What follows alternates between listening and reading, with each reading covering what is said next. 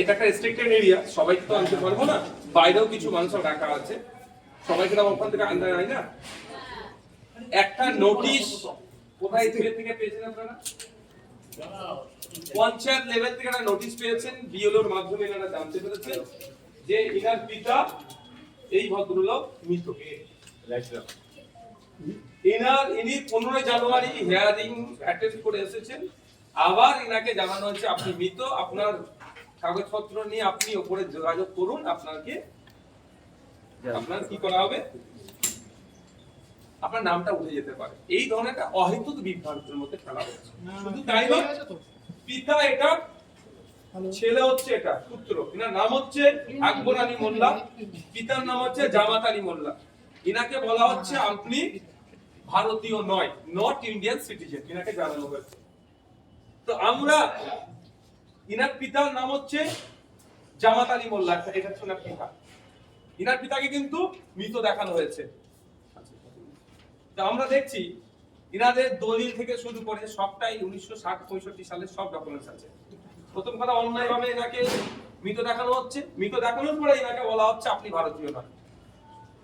এবার আমরা আজকে নির্বাচন কমিশনে সিও স্যারকে প্রশ্ন করলাম যে আপনাদের এই ধরনের কি কোনো রাইট আছে কি ভারতীয় নয় কি ভারতীয় এটা ভাগ করে দিও?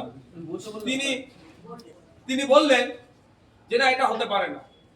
যেমন রাস্তাঘাট হসপিটাল তৈরি করা আমার রাইটের মধ্যে পড়ছে না, ঠিক একই ভাবে সিটিজেনশিপ যাচাই বাছাইয়ের কাজ হচ্ছে মিনিস্ট্রি অফ হোম অ্যাফেয়ার্সের, ভারত সরকারের পার্টনার করছে।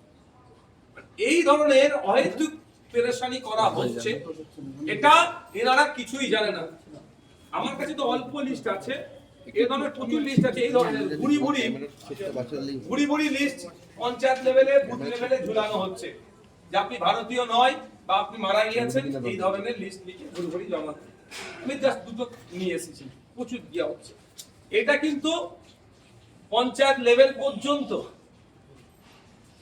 বা বিধানসভা পর্যন্ত হয়তো সীমাবদ্ধ আছে। এখানে এই লিস্টে টাঙানোর সাথে সিও অফিসের বলছে কোনো সম্পর্ক নাই। সিও অফিস থেকে সিও স্যার বললেন আমাদের এই ধরনের কোনো না নির্দেশনা আছে, না নির্দেশিকা আছে, না আমরা এটা জানি।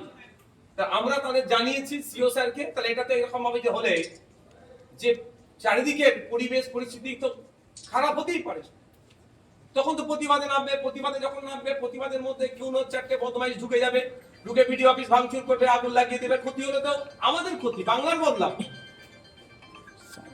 স্যার ইমিডিয়েট ডিএম এর সাথে কন্ট্যাক্ট করছেন, রিপোর্ট নিচ্ছেন। আমি বলছি স্যার রিপোর্ট নিলে শুধু হবে না, তাদের বিরুদ্ধে ব্যবস্থা গ্রহণ করতে হবে। তিনিও জানিয়েছেন যে বিএলও বা এআরও যারা এর সাথে যুক্ত, এই বিরুদ্ধে ব্যবস্থা গ্রহণ করবে। আপনারা আরেকটা শুনলে অবাক হবেন, 15 তারিখে হেয়ারিং এ ডেকেছে যে আপনি 6 বা